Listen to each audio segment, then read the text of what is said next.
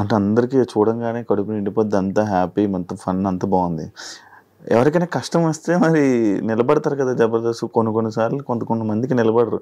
Like example నీ విషయంలో కూడా మీ నాన్నగారు టైంలో ఎవరు, నా లైఫ్లో నాకు ఎవరు నిలబడలేదు, ఆ రోజు ఎవరు రాలేదు కదా. మరి నా కోసము ఈ విషయం చెప్పాలి. నాన్న విషయం అనే కాదు, నేను జబర్దస్త్ నుంచి బయటకు వచ్చిన 2 years నాకు ఒక యాక్సిడెంట్ వల్ల నేను తల సర్జరీ, నాకు ఇది రైనోప్లాస్టీ యాక్సిడెంట్ అయింది. నాకు ఏమైంది అంటే పడిపోయా నేను. కార్లో వస్తుంటే ఎయిర్పోర్ట్కి వెళ్ళే దారిలో బర్రెని గుద్దేసేసి పడిపోయాను అనమాట. సో తలకి చాలా పెద్ద దెబ్బ తగిలింది. ఇక్కడిది ఈ దెబ్బ తగలడం ఇదంతా మీకు ఇక్కడ అప్పుడు ఉండేది కాదు. దానివల్ల నేను కోమాకి వెళ్ళే సిచ్యువేషన్ నాకు ఆ టైంలో నేను నాకు ఆపరేషన్ అయింది, తలకు ఆపరేషన్ అయిందని తెలుసు, నేను బెడ్ మీద ఉన్నానని తెలుసు. అట్లీస్ట్ నేను బ్రతికానా చచ్చానా అని కూడా నన్ను ఎవరు పట్టించుకోలేదు ఆ టైంలో. నాకు ఎవరు హెల్ప్ చేయలేదు, ఎవరు సపోర్ట్ చేయలేదు ఆ టైంలో. ఇంకా నేనే చాలా మందికి హెల్ప్ చేశాను నేను before that, still now also. కానీ మా నాన్న చనిపోయిన తర్వాత బిఫోర్ మాకు శ్రీదేవి షూట్ అయిపోయింది. శ్రీదేవి షూట్ అయిపోయిన వెంటనే నెక్స్ట్ డే మార్నింగ్ షూట్ అయిపోయి వచ్చాను. నైట్ నాన్నతో వీడియో కాల్ మాట్లాడుకున్నాను. పొద్దున్నే 11 గంటలకి మా నాన్న చనిపోయారన్న న్యూస్. నాకు కాళ్ళు చేతులు ఆడలేదు, ఏం చేయాలో తెలియని సిచ్యువేషన్. రాత్రి కదా మా నాన్న నాతో మాట్లాడారు వీడియో కాల్. ఇదేంటి సడన్ గా మళ్ళీ అవన్నీ ఒక్కసారిగా నా వల్ల అవ్వలే. ఎవరికి చేయాలో తెలీదు, అర్జెంటుగా వెళ్ళిపోవాలి. ఇమాన్యుయల్కి ఫోన్ చేశాను. ఫస్ట్ ఇమాన్యుయల్కి ఫోన్ చేస్తే వాడు RFC షూట్లో ఉన్నాడు, అమ్మ నాకు షూట్లో ఉన్నానని చెప్పాడు, లేదంటే వచ్చేవాడు పాపం. తర్వాత నూకరాజుకి ఫోన్ చేస్తే ఎక్కడ పనులన్నీ అక్కడ వదిలేసేసి ఆ రోజు వాడికి షూటింగ్ కూడా వదిలేసుకొని నా కోసం కార్ తీసుకొని వచ్చి నన్ను ఎక్కించుకొని, నేను ఏడుస్తూనే ఉన్నాను. హైదరాబాద్లో ఇక్కడ నా చెయ్యి పట్టుకున్నవాడు మా నాన్న దగ్గరికి వెళ్ళేంత వరకు నా చెయ్యి వదలలేదు. నువ్వు ఏడవకు మేము ఉన్నాము అని. నాకు తెలిసి నాకు హెల్ప్ చేసిన పర్సన్ నూకరాజ్ ఒక్కడే, నాకు ఇంకెవరు చేయలేదు. డబ్బుల పరంగా ఎవ్వరు చేయరు. ఎవరి లైఫ్ లో వాళ్ళకు ఉంటాయి, ఎందుకు చేస్తారు, ఎవరికి ఏం అవసరం. మరి అప్పుడప్పుడు అంటే లైక్ అప్పుడప్పుడు షోస్ లోని మనీ ఇస్తున్నట్టు, హెల్ప్ చేస్తున్నట్టు అన్ని ఉంటాయి కదా, అవన్నీ ఏమైతున్నాయి షోస్ లో? అంటే ఇంకా అది షో పరంగా తీసుకోవాలి అంతే. పర్సనల్ లైఫ్ లో అనేది ఉండదు. అది నేనైతే ఎవరి సాయం కోరలేదు, కోరినా కొంతమంది నాకు చేయలేదు. కొంతమంది నన్ను మోసం చేసిన వాళ్ళే ఉన్నారు మా జబర్దస్త్ వాళ్ళు. జబర్దస్త్ వాళ్ళే మోసం చేసిన వాళ్ళు ఉన్నారు. ఏ విధంగా?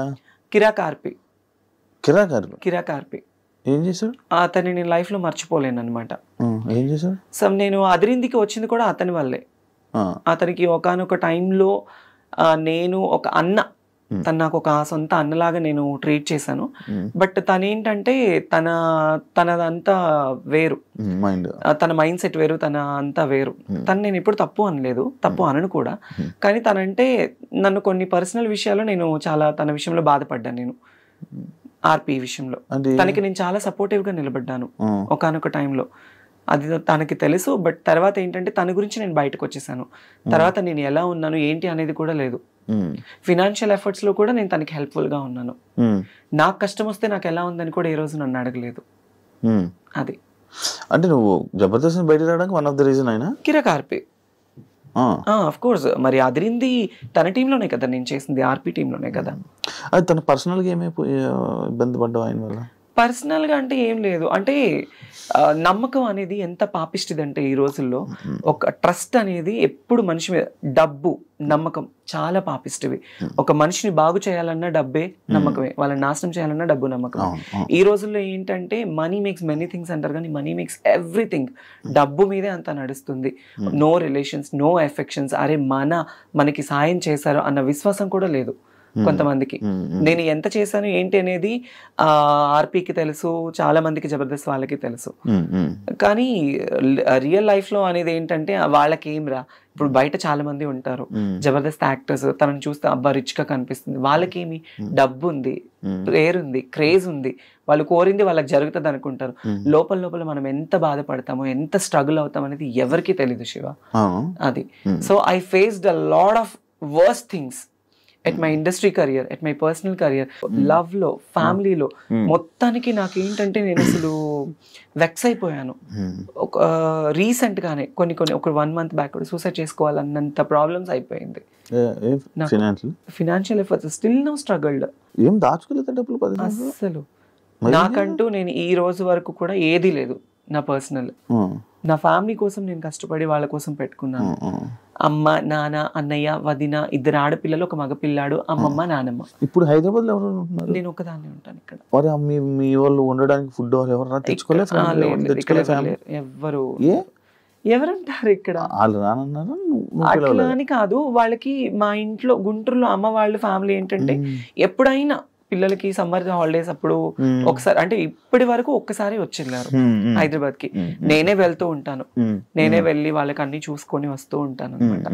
వాళ్ళకి ఇంట్లో పనులు ఉంటాయి, వాళ్ళకి హెల్త్ బాగోదు, అమ్మకి సక్రమంగా హెల్త్ బాగోదు. నానమ్మ, అమ్మమ్మ ఇద్దరు ఓల్డ్ అయిపోయారు.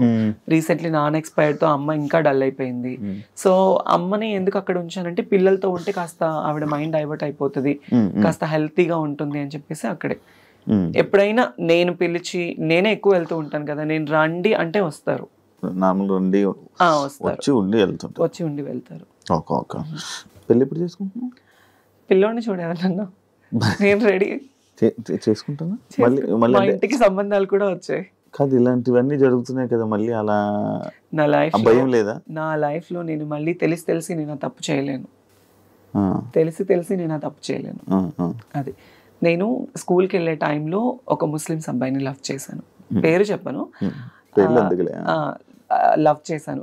తను కూడా నన్ను డైలీ సైకిల్ మీద వచ్చి నాకు చాక్లెట్ ఇచ్చి ఇంటి దగ్గర వదిలిపెట్టి వెళ్ళేవాడు. అలా అలా అలా అలా బాగా డీప్ అయిపోయింది. అప్పట్లో చాక్లెట్లు ఇస్తే పడిపోయేవాళ్ళ మీరంతా? అంటే నేనైతే పడిపోయా. డైలీ వచ్చి తిరుగుతూ, అప్పుడు ఇంకా ఇప్పుడున్నది ఏం కాదు, అప్పుడు ఇలా పట్టుకుంటే పింక్ అయిపోయేదాన్ని, అంత తెల్లగా ఉండేదాన్ని చిన్నప్పుడు, ఇంకా బాగుండేదాన్ని. అప్పుడు తన వల్ల ఏంటంటే తను వయసు పెరిగింది, 5 ఏళ్ళు బాగా డీప్ లవ్ లో ఉన్నాము. అంటే అప్పుడు ప్రేమ, పెళ్లిళ్ళు ఏమి తెలిసేది కాదు. తను నా మీద కేరింగ్ చూపించాడు, నేను తన మీద అఫెక్షన్ చూపించాను అంతే. అట్లా అట్లా అట్లా దగ్గర అయిపోయి నేను చెప్పాను తనకి, ఇది కాదు, నువ్వు మంచిగా సంపాదించి నువ్వు ఒక పొజిషన్ లో ఉండి నువ్వు 2 కార్లు కొని ఇల్లు కడితే నేను అప్పుడు నేను పెళ్లి చేసుకుందాం మన ఇద్దరం అని చెప్పేది. చిన్నప్పుడు మాటలు ఉండేవి కదా. అట్లా ఆ అబ్బాయి సీరియస్ గా తీసుకొని, నిజంగా ఆ అబ్బాయి చాలా కష్టపడ్డాడు.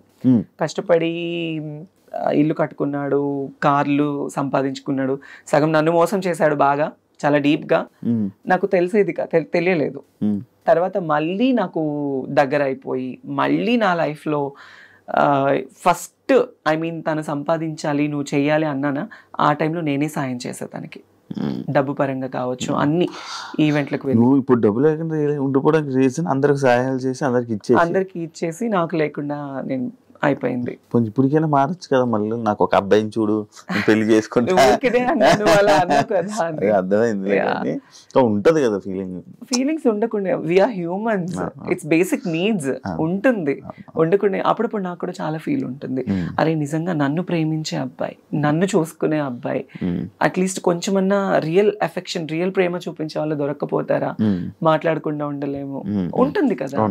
Some time when I feel low, every day I felt alone every day. ఎందుకు ఈ ప్రేమ నాకు ఇప్పుడు జరుగుతున్న సిచ్యువేషన్స్ చూస్తే పూర్తిగా చచ్చిపోతుంది నా మనసు, వద్దు అని. ఎస్, ఎందుకు అనిపించేస్తుంది. ప్రశాంతంగా షూటింగ్ చేసుకున్నామా, 4 రూపాయలు వచ్చే ఏదైనా ఈవెంట్ వస్తే చేసుకున్నామా, ఫ్యామిలీని చూసుకున్నామా, వాళ్ళు బాగుంటేనే చాలు శివ, నాకు వేరే ఇది ఏమి వద్దు. నాకు ఇంటికి కూడా సంబంధాలు వచ్చాయి, మా అమ్మ వాళ్ళకి కూడా మాట్లాడుకున్నారు. నాకు కజిన్ బ్రదర్స్ 9 మంది, మా అమ్మ వాళ్ళ అక్క చెల్లెలు 4, అందరూ. మా అన్నయ్య వాళ్ళు, నువ్వు ఎందుకు రీసెంట్లీ కూడా నా మీద గొడవ, నువ్వు దీని గురించే లైఫ్ ఇది చేసుకుంటున్నావు, నీకంటూ ఒక లైఫ్ వద్దా, నువ్వు పెళ్లి చేసుకోవా, మేం చేస్తాం అంటే ఆల్రెడీ మా ఇంటికి 2-3 సంబంధాలు వచ్చాయి. నాకు వద్దు, నాకు పేరెంట్సే ఇంపార్టెంట్. పెళ్లి చేసుకుని మళ్ళీ నేను ఆ రెస్ట్రిక్టెడ్ లైఫ్లోకి వెళ్ళి వాళ్ళు పోనీ నన్ను ఏమైనా సొంతగా అమ్మాయి నన్ను స్వీకరించేసి నాకు ఏమైనా పిల్లలు పుడతారా అని చెప్పేసి నన్ను ప్రేమగా చూసుకుంటారనుకుంటే అది లేదు.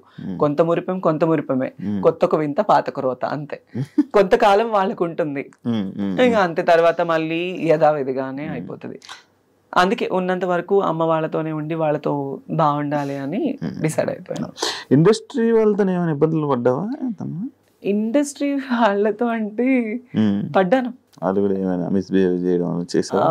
పడ్డాను. ఉన్నారు.